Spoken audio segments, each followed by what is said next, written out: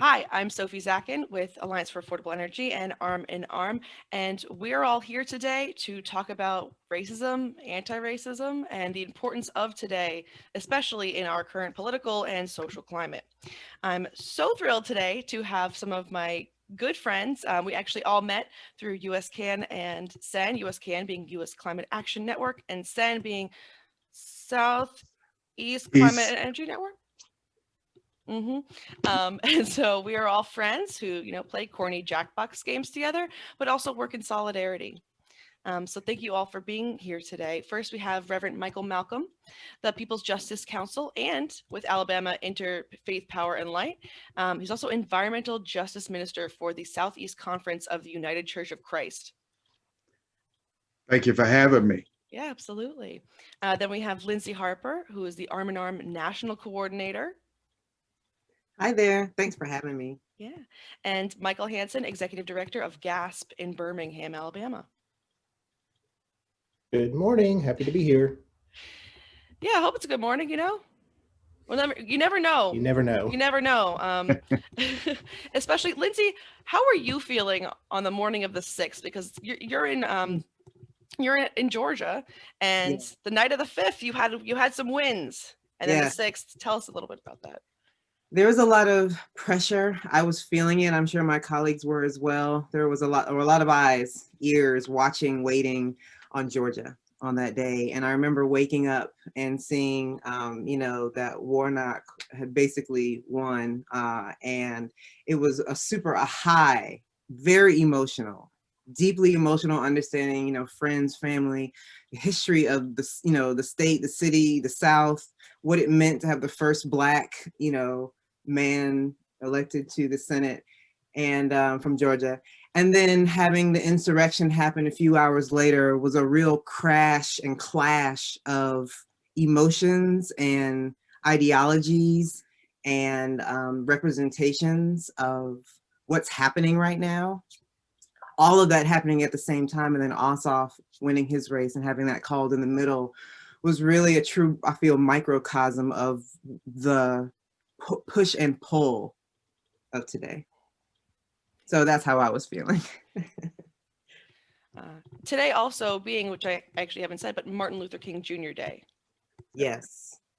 And to have that, to celebrate today, to have those wins, to celebrate today after also the insurrection and having that moment of to stand together and to remember and to recognize and to just live and breathe in Martin Luther King and what he stood for and what he was able to help us to achieve. And then we actually were able to achieve it. So it was it is a beautiful, beautiful day today, and something that I think we can grow from.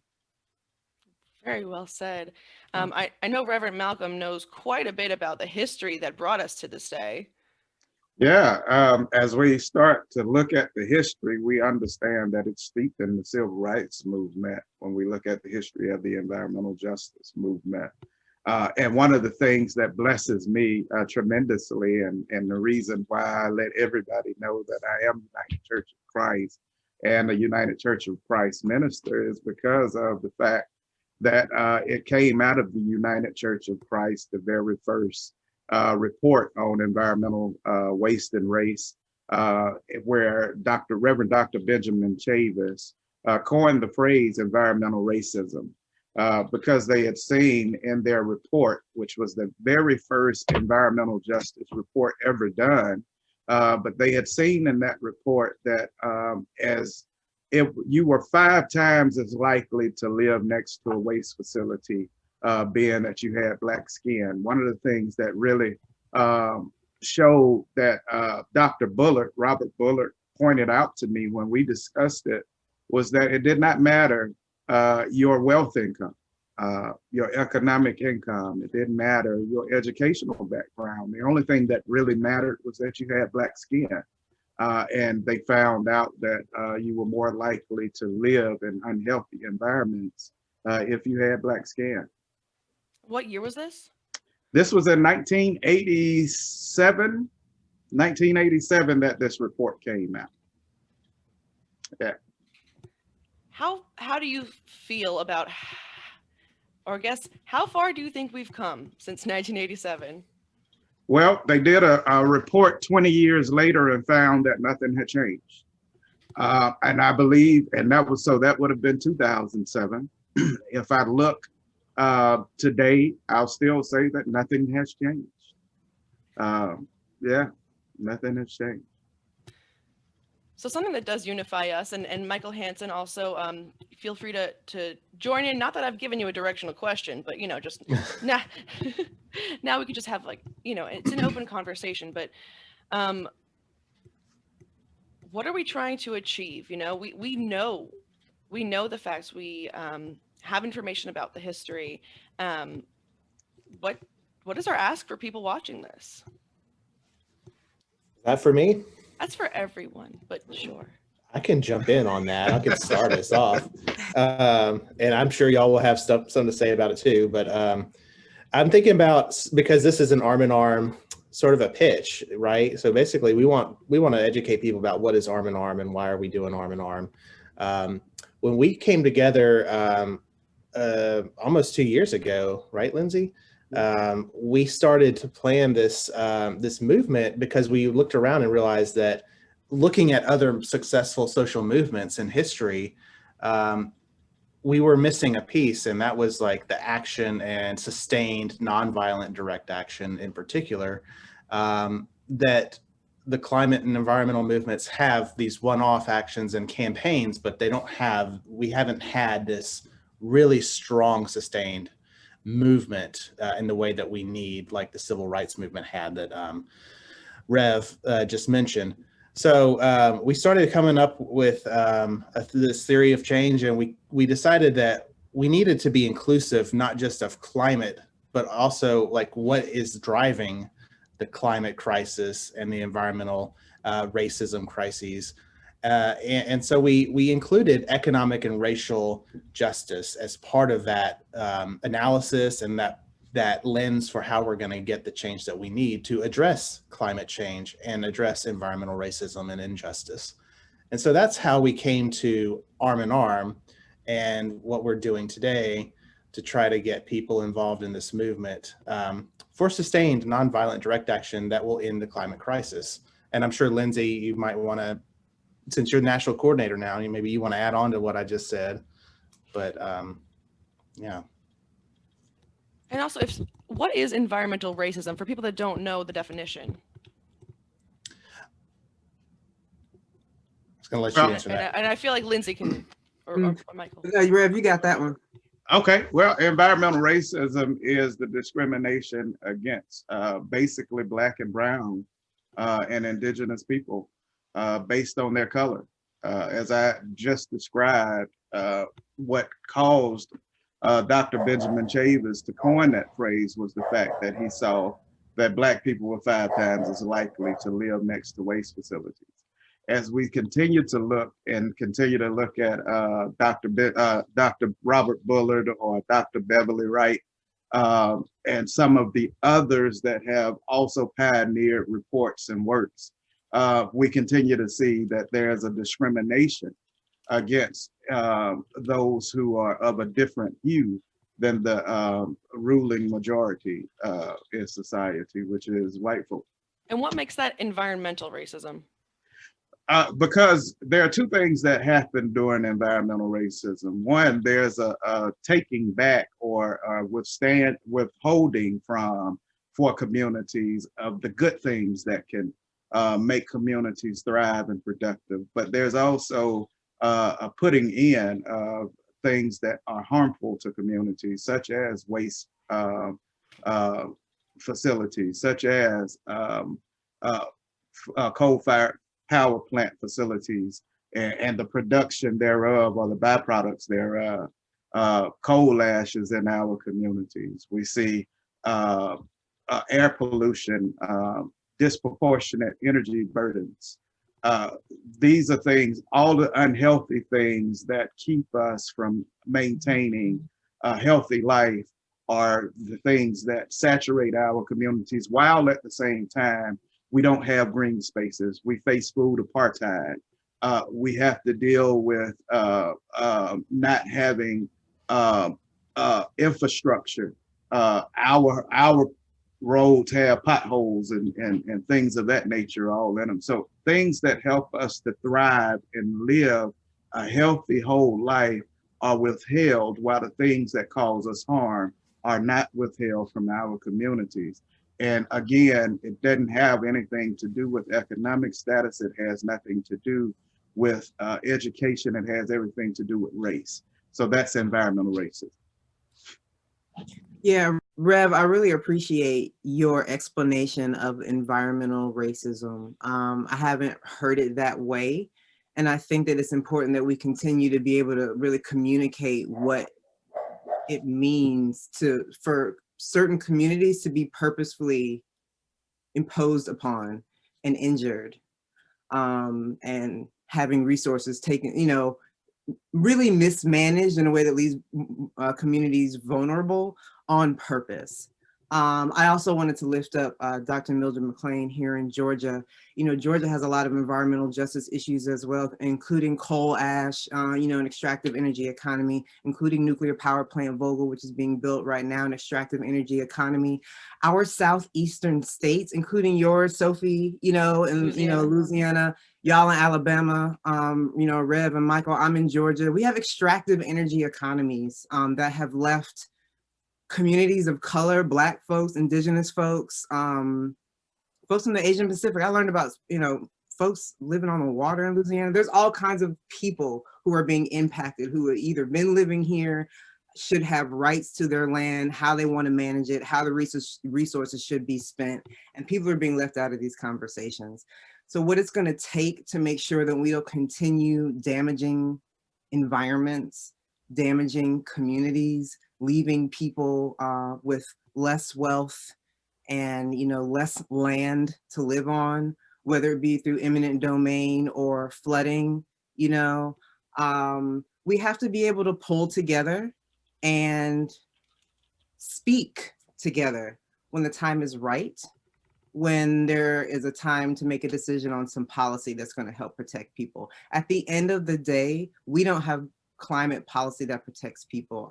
The climate crisis is continuing to be perpetuated in all of our states, in the Southeast. And, that's unacceptable. Why is it the Southeast is treated like a trash can?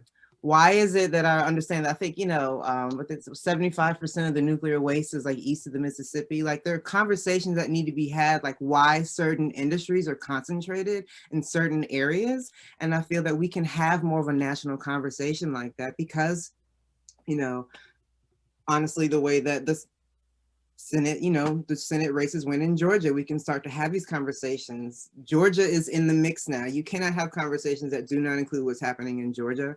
And I'm hoping that, helping to elevate the platform of Georgia, we can also bring into the spaces the other challenges and site fights that are happening across the Southeast. This is our time. It is imperative that we move together. And the Arm in Arm training that's coming up on January 30th is a great opportunity for folks to plug in, to really understand how did we get to this socioeconomic political moment. We understand we all here on this call, on this video, we work in this movement, we have family and friends. Folks understand what's going on. They may not have the language that we use on a day-to-day basis, but it's very clear to see. COVID, the killing, the murder of George Floyd laid bare our society. And this year, you all are watching it happen right now. The rollout of the vaccines will again lay bare what is wrong with our country, what is wrong with our systems. They do not put people first. Corporations are getting more money. There's not enough infrastructure to keep people safe. All of this is a part of the perpetuation of capitalism and an extractive energy economy versus it is violent versus one that keeps people safe. And so what we're trying to do with Arm in Arm is have people understand that we can move our country and move our systems so that they protect us and we no longer have to be victims anymore. So January 30th, come to the Arm in Arm training.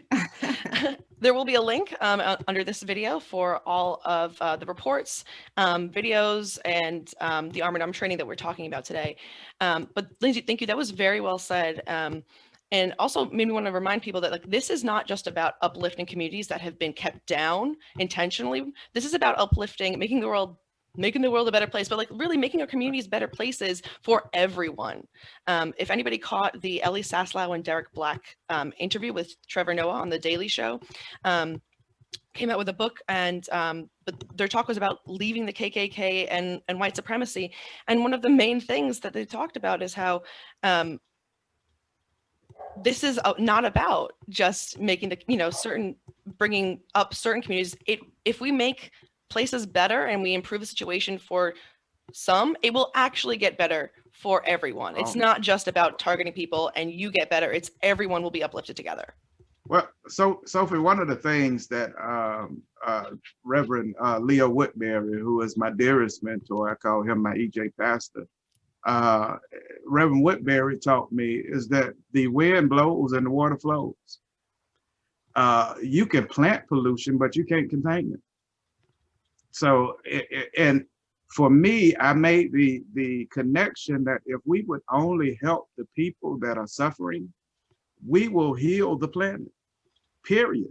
Because the people that are suffering from the things that the planet is suffering from. It's just concentrated for those people. And if the planet is suffering, all of us are suffering. So it's incumbent upon us to help people. It's incumbent of us to help creation, to help life, period. Because that's the only thing that sustains us. If there's nothing else that this COVID virus has taught us, it has taught us that we can ill afford not to live as a community. Period. Full stop. Preach. Well said. So for anyone watching right now that is interested in the things that we're talking about, maybe you're part of a movement already, maybe you're just concerned about climate change or environmental racism, maybe you've never heard of it, but you want to learn more. We have, again, an arm in arm training on January 30th. It is a special training that we collaborated to present to people, specifically in the Southeast, with a higher focus on nonviolent direct action and undoing racism. We'll also go over a bit of the history of movements, how people got change to happen, and how we can be successful. There's also a nonviolent direct action training. We do a little mock training so you can learn how to de-escalate instead of escalate circumstances, which we've seen from a lot of the marches. Oh God, I was about to say on both sides. But de-escalation tactics can work, and I mean it in different ways. De-escalation from one side to the other, and some sides have to de-escalate. But this is part of the training, and this is it's part of an open and honest conversation.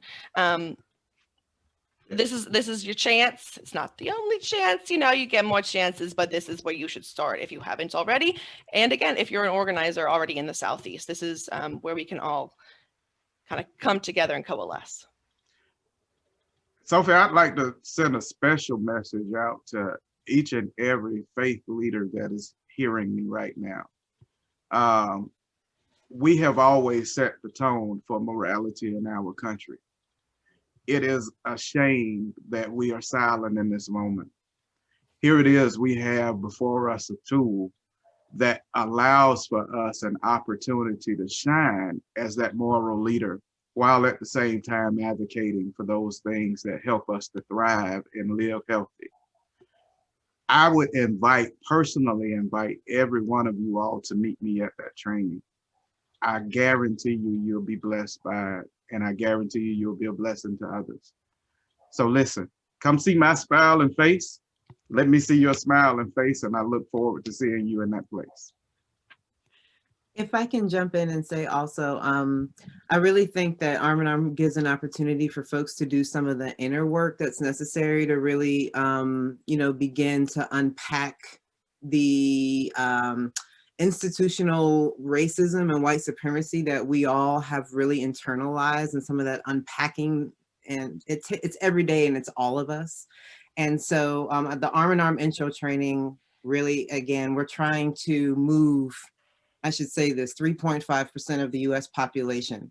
It's the magic number. And it's up to 3.5% of the US population, and we can get policy that keeps people safe. So that's what we're going to do. And we want you to join. Michael said it, we're looking to ignite a transformational era, ending the climate crisis, centering racial and economic justice. That's what's been missing up until this point. A lot of money has been spent in the environmental space. A lot of policy has gone on and been voted on and implemented, and yet and still we are unhealthy, not wealthy, and don't have access to the things that we need. So if you're interested in plugging in and being a part of changing how our economy works, changing how our system works, come on down. Can I add on top of that? Absolutely. I want to build on top of what y'all both just said, especially the part about community and the systems and all of that. It doesn't take a rocket scientist to look around and figure out that these systems are not working for us, but they're also broken by design, is what I like to say, is they're intentionally not meant to work for everybody. They only work for some people. And just looking at the conversation that was sparked by a simple proposal to raise the wage, the minimum wage, to $15, the conversation that's being had online, it's so disrespectful to people making minimum wage. It's, you know, do these people really deserve $15 an hour? Right. And it's like, yes, they do. But it's not just that. It's all of these other things. It's the bars on benches that keep the homeless from enjoying, or the unhoused from enjoying a night's sleep. There are so many things that we've erected in these systems, in these cities that we live in, that are unjust, and intentionally so. And the status quo is untenable, it's unjust, and it's absurd. And so that's part of what we're trying to address through Arm in Arm. The way that we're doing it is, one, we've come up with this idea of disruptive humanitarianism, that we can build community and help each other and disrupt this status quo that is harming people, actively harming people and passively harming people, so that we can build this movement. So it's sort of all interrelated, that we can act together in unison and disrupt these systems and be humanitarian. We can get trained together. We can, like on the 30th, you can come and get trained on this theory of change and our goals. And then we'll make the change we need to see and address the climate crisis through a sustained nonviolent movement. We have no choice but to do that. Right. Well, Yeah. thank you Come, all so listen, come be dope and be sexy with us. We need you. Come on. Dope and sexy. Yeah, coming from the Dope and reverend. sexy. That came from the preacher. Thank you all so much. For anyone watching again, yes, you can see all of our faces and be able to have real conversations with us on January 30th for the Arm in Arm Southeast Regional Training. Lindsay, Reverend Malcom, Michael Hansen, yes. Thank you all so much for being a part of this. Thank you. Friends. I'll see you on the day.